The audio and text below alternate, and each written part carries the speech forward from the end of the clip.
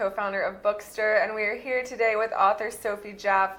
She is the author and the mind behind Crown of Stars. It is the second book that is out in the series right now that I'm holding in my hand and that you're seeing here. Sophie, thank you so much for coming on. Oh, thank you for having me. It's so cool to be here. It's really an honor, and I'm thrilled to kind of dig into some of the things that you've written about. This is not your first book, but it is your latest, and we have in the comment section, we have a link for you to buy it.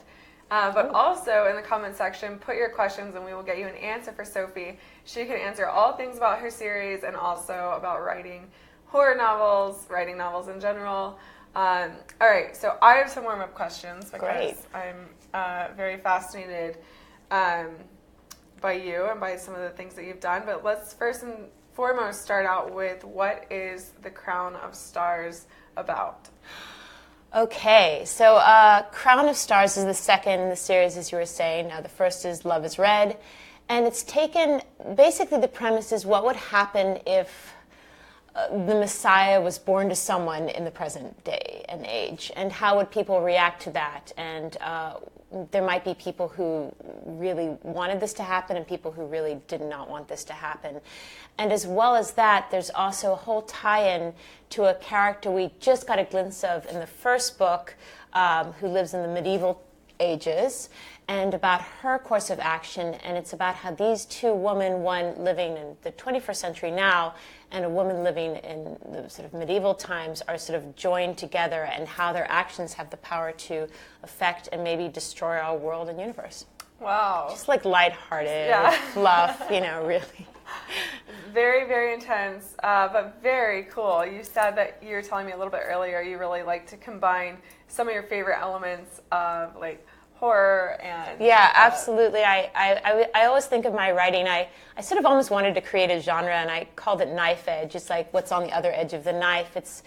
It's sort of like a shadow world genre. So I always think of it as if Margaret Atwood met Stephen King and they had an illicit baby and the baby was Neil Gaiman. That would kind of be a little bit of the style of the book. So cool. Oh, thank you. It's got a little bit of everything. It's got some paranormal elements. It's got some horror.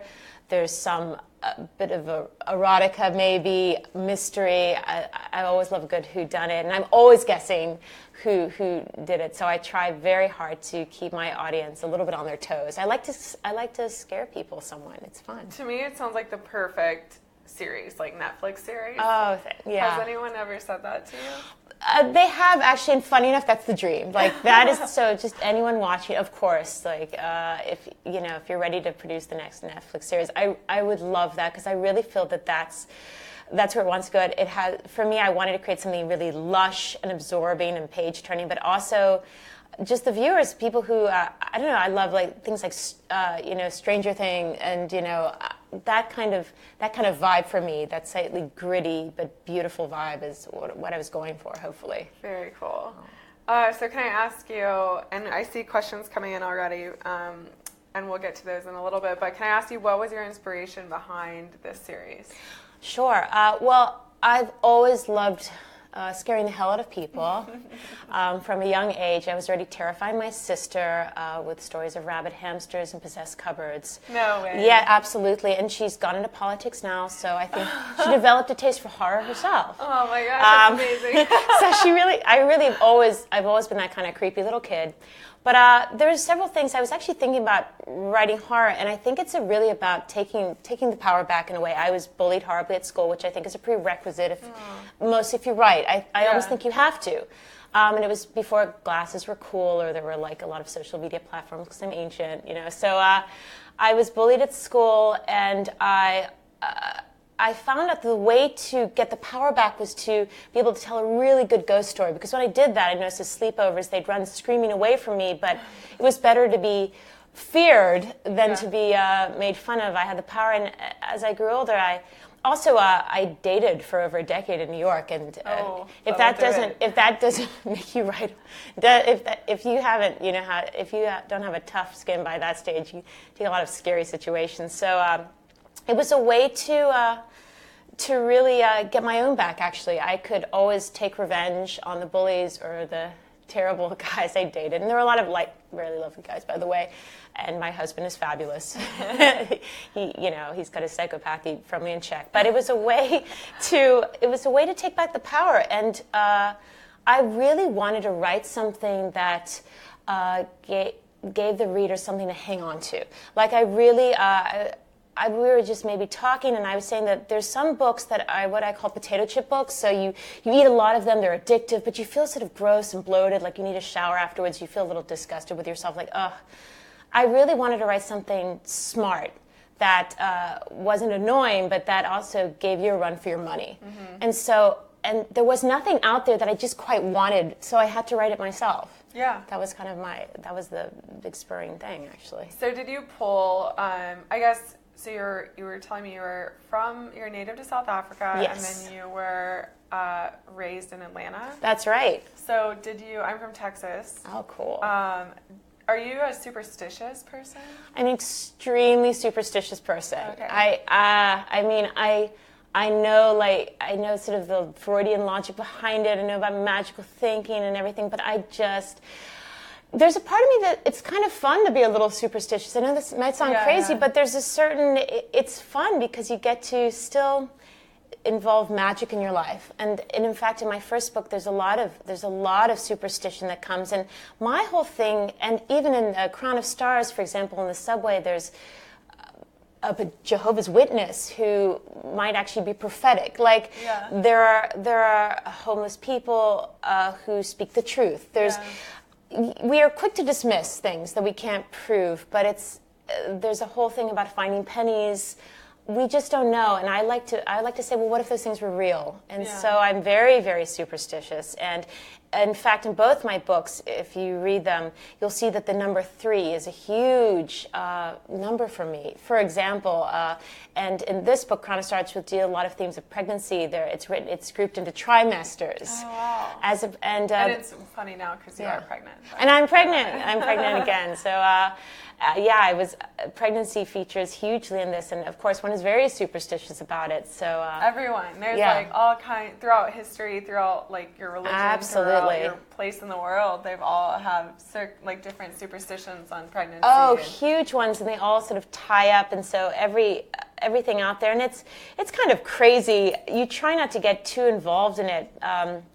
But there's something to be said that there's something kind of fun. It certainly adds color to your life. Yeah. It certainly adds color. And I do think horror and paranormal and those genres, it's hard these days because you still want to have the power to enchant people. And I think a good ghost story or a good horror is where we get to suspend our disbelief. Yeah. And we get to believe in something and be breathless again. And there's something fabulously exciting to that. So that's what I intend to do, is giving people a thrill or a really good ride, for that moment. And then we have to return to the actual insanity of the world. And the great thing about, hopefully, books like this is that you can say, oh, good, it's only a story, as opposed to the news, which is not. Which is real. Which is sadly real. Oh. Yeah, I know. So we'll start getting to questions soon, but I just want to say, I wonder, do you get the question, you've been writing books and plays and things for a while. I have. Very talented. Oh, thanks. Do you ever get the question, or does it offend you when people are like, what is it like to be a woman horror writer? And you're like, oh, it's the same as being a horror writer? No, I think that's a really good question. I think that I might come across as, if you just met me and you might form opinions about me. You might think, oh, pleasant blonde, and just be, not think. I love shattering that, by the way. Oh, good. I'm so pleased. Not so pleasant. She's a deeply unpleasant blonde. That would be my goal, is to be the unpleasant blonde. I loved, it's funny, in my first book I wrote about a serial killer known as the Sickle Man, and I wrote about him as in second person narrative, so you, the reader, were the killer as well as myself. And it was a very liberating feeling writing that character. He had no conscience, no remorse. He took what he wanted. He seduced. He enjoyed life. He lived in the moment. He was never guilty, ashamed, or remorseful, all the things I am all the time. And I think many women are, honestly. Yeah. And it was a powerful feeling. So I don't know if that was but being a serial killer is, or maybe just a white guy.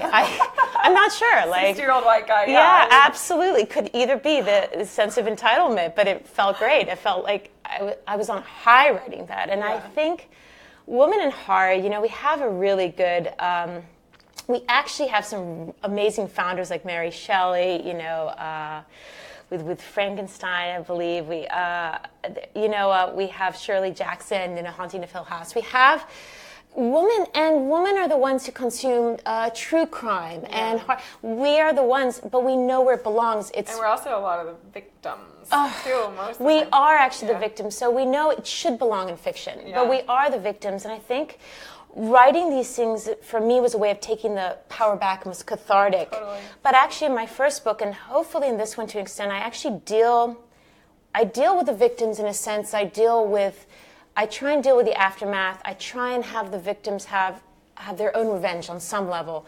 But yeah, we are the victims. I mean, and I think it was it's a way of, in a sense, of saying no more, because you get to be in a different position. You get to be, sometimes, you're taking on evil, which is not right. But in my second book, there's a character who's born in the Margaret, who, I mean, it's just pretty terrible to be a woman in middle age, especially if you have no money at all or power, and the only way to kind of get your own back is to become a witch, basically. And even then, just to be a powerful woman and not to say sorry, even when somebody says something to you, bumps into you, or you'd be amazed I think most women, if they look at how many times we say sorry or we're sort of apologizing or making ourselves less, and writing horror is a chance where you are absolutely unapologetic. Yeah. So it's really, I think women love to read it, but I also think there should be more women in this area, because I think we have a lot to give, and it's fun to be a badass. It's interesting about the women in witch story. Like the feminist movement has kind of taken on the role of bringing witchcraft back into style, and really kind of liberating those women throughout history who have been classified as witches, and like redeeming them in some crazy way. Like hundreds of years later.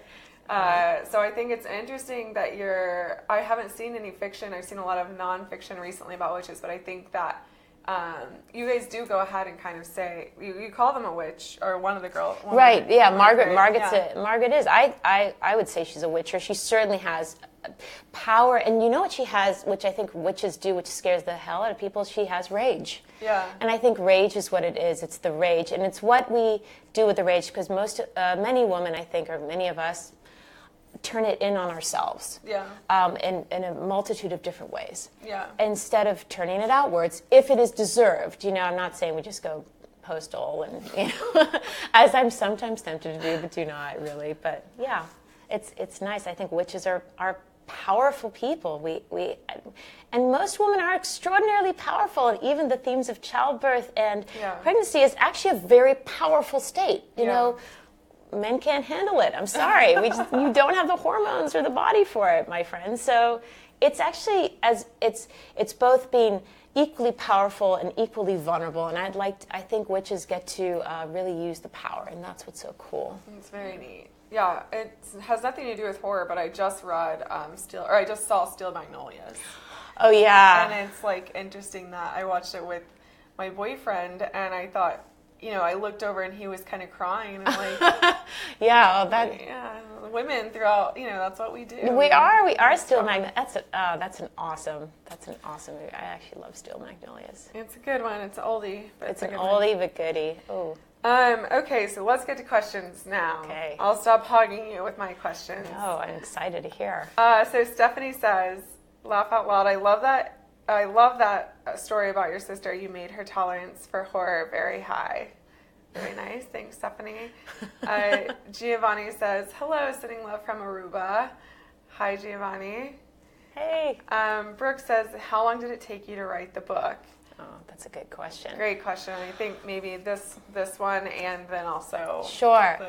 This one I was on a deadline with my publishers. So this one...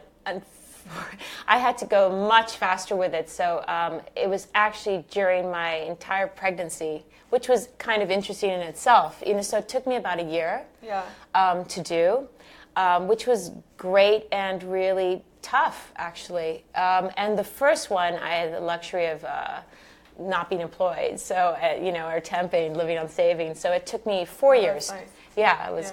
In some ways, it was great, and it took me 4 years to write the first one because I had the luxury in a sense, and also that it was very hard to. Yeah. But it's great to work with an editor, and it's great to have a deadline. And with anything I work on now, I give myself a very hardcore deadline because I think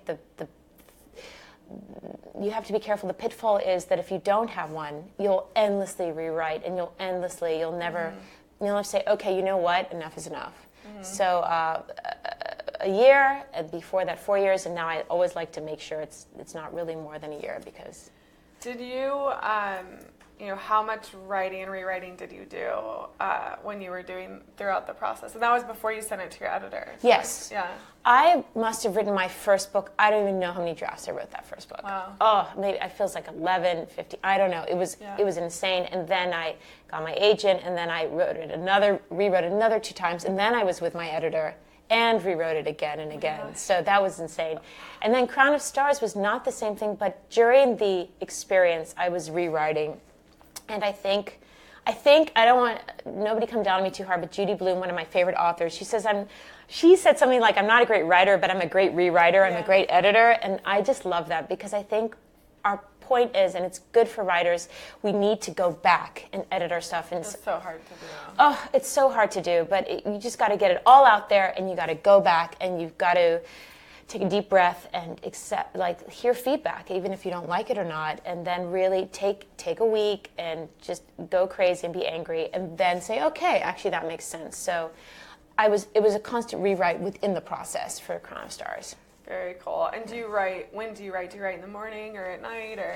I have to at the moment. I'm picking my daughters in pre-K, so it's really forced me to write in the morning. Wow. So I worked out that I have 2 solid hours from 9 to 11 where I need to switch off my phone, turn off the internet, and then I need to write. And then things percolate, and I'll often just put on my headphones but not be listening to anything but talking to myself to kind of get it going. But sometimes I'll also have to write at night as well. Yeah. Yeah, but mornings are best because I just have to get it down. Yeah, that's it. Like a pro. Gotta go big or go home. Kidding. Okay, Tammy says, it seems to me that New York City is almost a character itself in your books. How does NYC inspire your story ideas? Oh, wow, that's such an awesome question. In my first book, particularly in Love Is Red, New York is a character. I've been in New York for I think maybe 16 years this year. Nice. Yeah. Congrats. Thank you. I still get lost all the time, and whenever I come up in the subway, it's so tragic. But it is a character. I'm passionate about New York.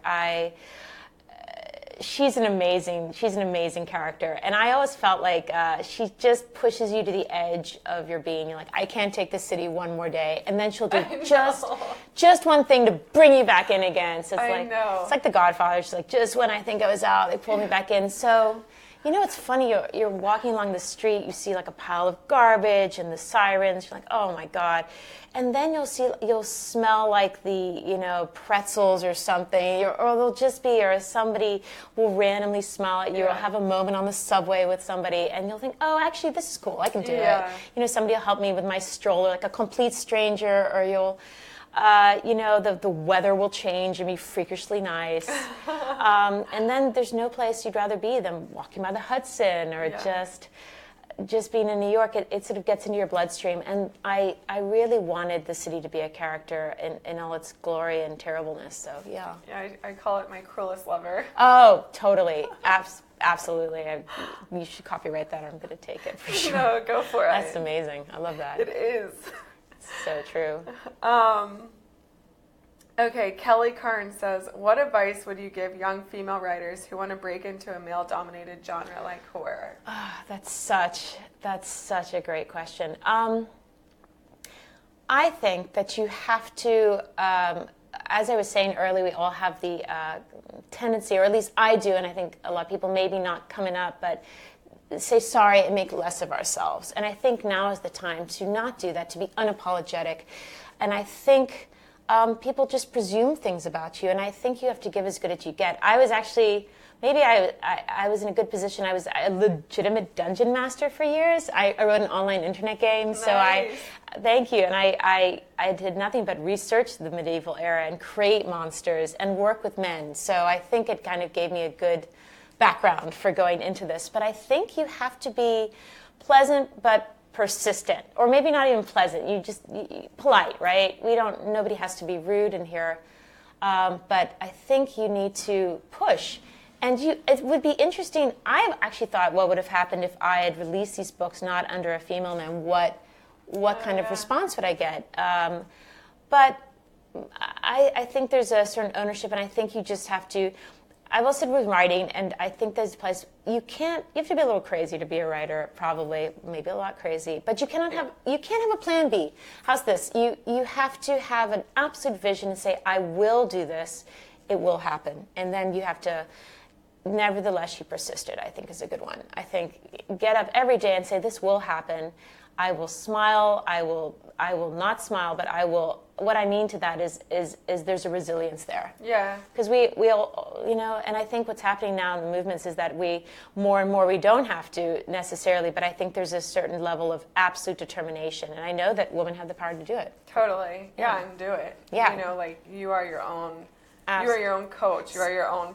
You have to do it. Yeah, and set no limitations and refuse. Absolutely refuse to take. You know what? Refuse to take no for an answer, because there's going to be a lot of. Anyway, I think no matter what gender you are, but possibly a woman, you're going to take it so personally. There's going to be a lot of rejection, like a lot, and that is just par for the course. And you have to develop a tough skin and not take it personally. Say, okay, their loss, and you absolutely keep going, because that's what happens if you want to get published. That's what you got to do.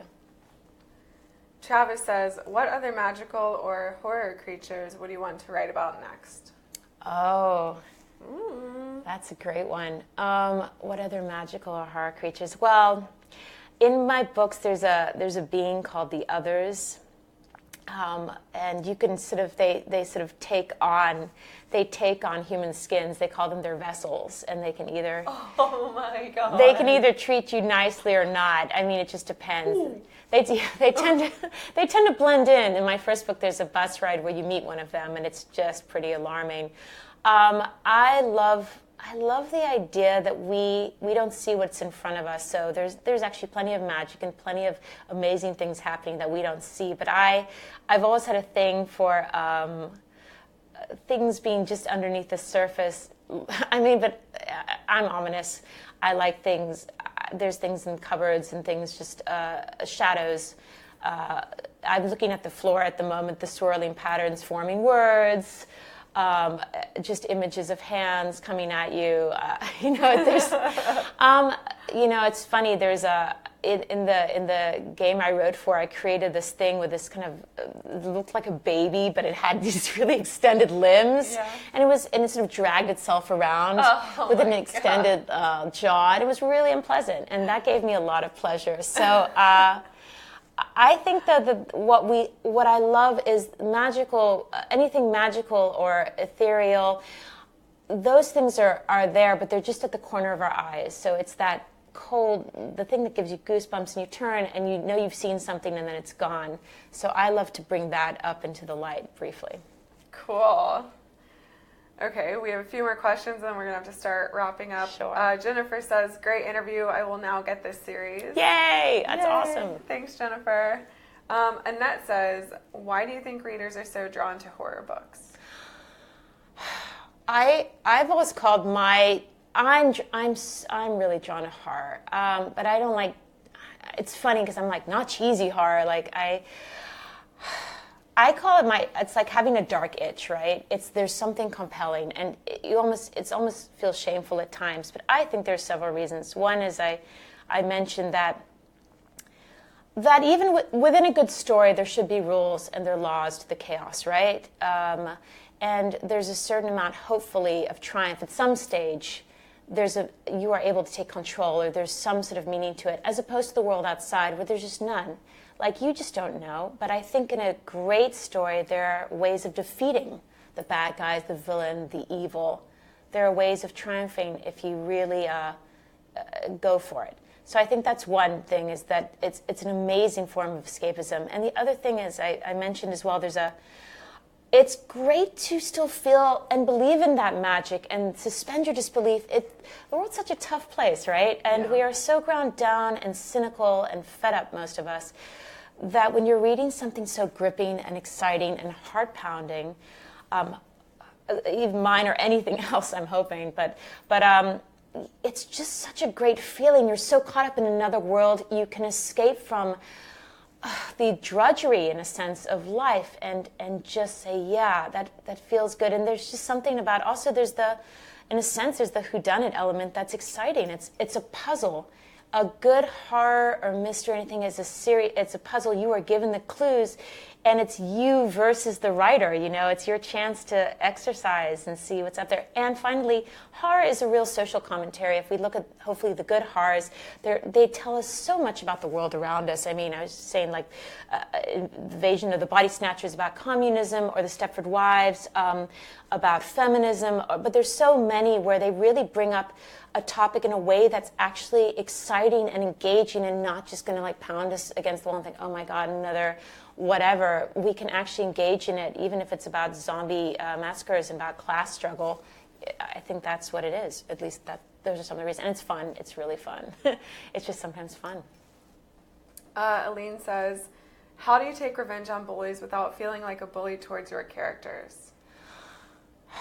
That's a really good one. How do I take revenge on bullies without feeling like a bully towards my character? Sometimes I feel terrible, actually, for what I do to my characters. I really put my character through a lot, and I've actually wept over some of the things that's happened to my characters. I'd like to think what's been interesting, though, is I've certainly inserted, if people have bullied me or something, I will somehow insert them in and get my own little revenge, whatever that is. So that's like a very kind of off to the side, but that's the way I can deal with it without having to have... It's kind of nice. Yeah, that's always fun. So yeah. I'm just telling you guys, don't mess with me, because I will put you into that book somehow. But there's a T-shirt about that. Oh, have you seen that? No, I haven't. Don't mess with me. I'll put you in my novel. Oh, I love that. I've got to get that immediately. We'll find that, yeah. Yes, please. But you know what? My characters actually do their own things. They actually have their own wills and their own choices, and they've made many choices that I didn't agree with. But the only good thing about that is that I feel that I even though I'm like, please don't do this, because then I have to rewrite like 20 pages, they'll do what they want to do. And so, in a sense, they have their own power, which I hope doesn't sound too nuts, but in a sense that I don't then feel that I ever have to bully them. When I say that, though, they have made choices and terrible things happen that I weep for, but you know what? If you don't present conflict in your writing, or even in your life, or challenges at least, then it's very boring. No one's going to want to read about it was a sunny day, and then I'd love to live it at the moment, honestly, but we need conflict and challenges for people to grow. But I think more people need to know that. You need to plaster that everywhere. Yeah, absolutely. Conflict can be good. Conflict can be good. You know what they say is that failure is the time when your brain sparks up. We don't do anything if we don't fail at it. We never grow or learn or change, so you have to have conflict and stuff. And some of the things have been devastating and brutal. Either sometimes it's a cathartic way to live through it again and say, oh, I would have said this time, and sometimes they don't say that, but they really have their own mindset, which I'm happy about. They're hopefully strong. Yeah. Yeah. Stephanie says, I want to know more about your musical writing and current projects. That's true horror. Musical theater is like the true terror. No, I'm kidding, but that is the toughest world of all. I'm currently writing 2 librettos. One is about, it's actually based on the true story of a woman who married the Eiffel Tower in 2007. No. Yes, absolutely. Was it part of marrying herself?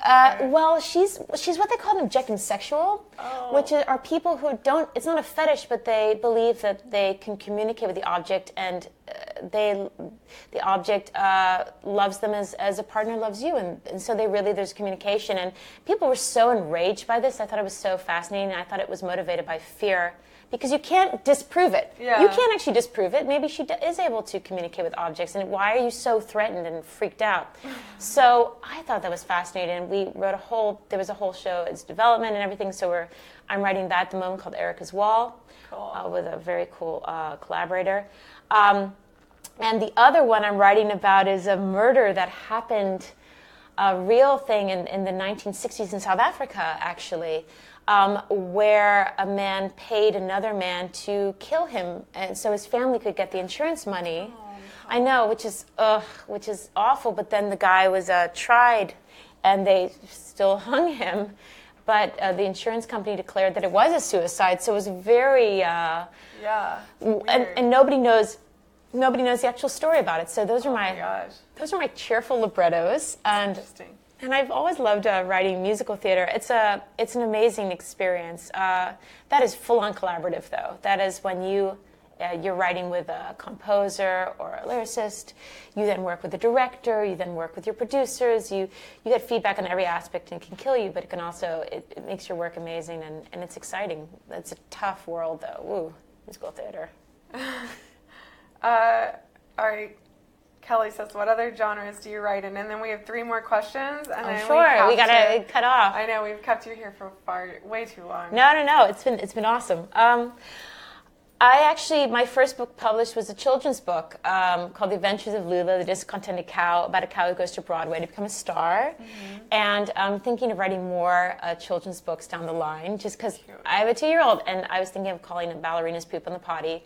But, right? Yeah. Because they do. And that's the words that come out of my mouth all the time. But I'm also working on a straight thriller at the moment. Very noir is something I write.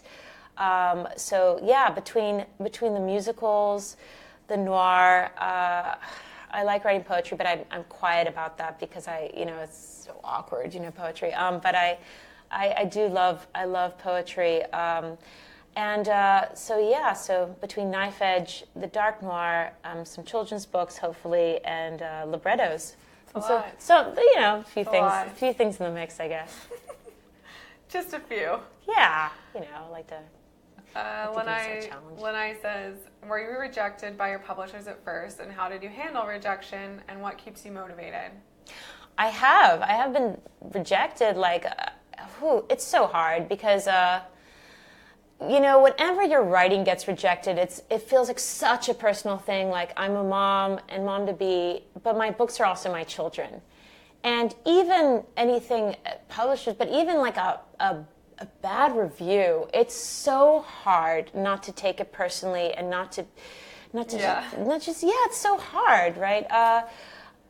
And when agents reject you, or when and there's so much of it as well. It's like somebody calling your baby ugly. Yeah. Oh, absolutely. Like your kid is the worst. I mean, it's just the worst. You have the lamest kid. So, and you've put in so much work to it. I don't think people often when they write reviews, and I've actually had some really great reviews. I'm not saying this on the whole, but I don't think people on the whole, when they write off some of these things or realize the amount of work that goes into it. And I've also had really amazing rejection letters as well. I've had some amazing acceptance letters, but amazing rejection letters, which is like, at least I took the time. But a no is a no. And I think you have to take a deep breath in the end. And a lot of my fellow writers, honestly, going forward, it's not about feedback, right? You should always take feedback from those you trust, and you should be very clear about when you're taking feedback. That, I think, is vital. But moving forward, I don't think in future, when I put things out there, I may not read the reviews, good or bad, actually, because even the good ones, if you're like me, you're going to obsess about the one sentence that was possibly less than shining. And even if publishers reject you, which they might, and many do in everyone's career, I think you say, I guess that wasn't a good fit. Even moving forward, I mean, there's so many ways to get your work out there these days that do not involve the major publishers. So I really would encourage people to look down those roads. It's really, I know it's Wild West, but I think there's an amazing array. If you even look at things like 50 Shades of Grey or something, really, there's like Wattpad, Inkshare. Exactly. Absolutely. There's a ton of different ways. Amazon, all kinds of different ways to get your stuff published if you keep getting no. Absolutely. As I said, I would actually, funny enough, I don't take no for an answer. The only thing I would suggest is take feedback from those you trust who are going to be honest with you. That's important. And limit those people. And then see if you can in some way engage an editor to help you. I think that's really, really important, because I think that writers need editors. I think they're vital to the experience. But I do think Totally. you're totally going to, and you're probably going to be rejected throughout, and you should be. Because once again, I know it's a crazy thing to say, and it's hard, and at the time you're like, oh, I can't believe it.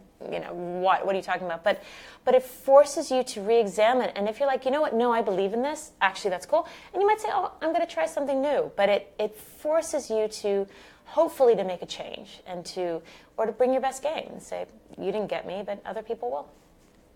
So inspiring. Oh, I hope so. Thanks.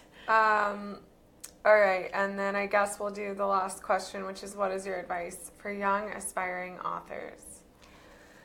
Okay, well, I hope that young inspiring authors, you probably have heard this a million times, but you just need to say, you know what, I'm going to do this. And so every day, and I take this advice myself, by the way, but every day I have to carve out, even if it's half an hour, I have to carve out time to write. I have to write every day, and it can be anything. Even if you are not in the mood, the muse hasn't struck you, you have a headache, and you want to watch your show, I get it. But you have to write every day. You have to read a lot of different writers.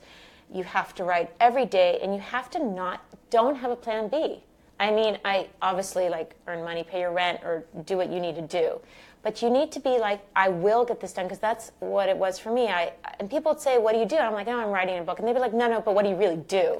So I had that for 4 years. Rude. Oh, yeah, Rude. absolutely. People feel that they could do that once you admit that you're actually writing a book. Or you don't even have to admit it. If you don't want to, if you don't want people's thing on that, you don't have to say it. But you know what?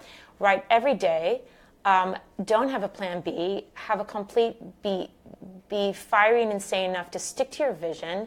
And know you will do it, because I did it, guys. I did it, and I did not have a plan B, and I knew it was going to happen, and it happened. And you can do it. You just have to honestly sit down, turn your phone off, and turn your internet off just for that time that you are writing, because it does not help or serve you. Even if you're researching, because I know I've been there myself, turn it off. Allow yourself to write, and allow yourself. Oh, and by the way, don't think it has to be good. It doesn't have to be good. Perfection is the enemy of getting it done, basically. So it doesn't have to be good. Just write. It can be complete crap as far as you're concerned, but it actually won't, because you reread it and you'll be like, oh, actually, that's a decent sentence. Anything. Write for half an hour every day, and it doesn't have to be good as long as you've written. That's it. Yes! Yay! Such good advice. Oh, thanks. Sophie, Yay! thank you.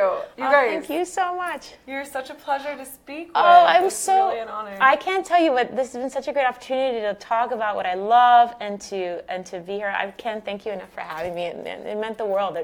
Now I'm all fired up. I'm like, okay, yeah, I've got to do what I've just said. I have to take that advice that I just gave. Well, you can listen to this any time you're. I'm absolutely you going need to take your own advice. Yeah, I intend to, actually, and thank you. It's been amazing. Thank you, and you guys, you can follow Sophie. You can she's got a website. You can follow her on Instagram, Twitter, I think Facebook too. Sure, absolutely. So you guys go and do that, and you can pick up the book. This is the second one in a series. I would recommend starting with the first one, and a link is in the comments. Thank you so much for your time, and we will see you soon. Thanks, everyone.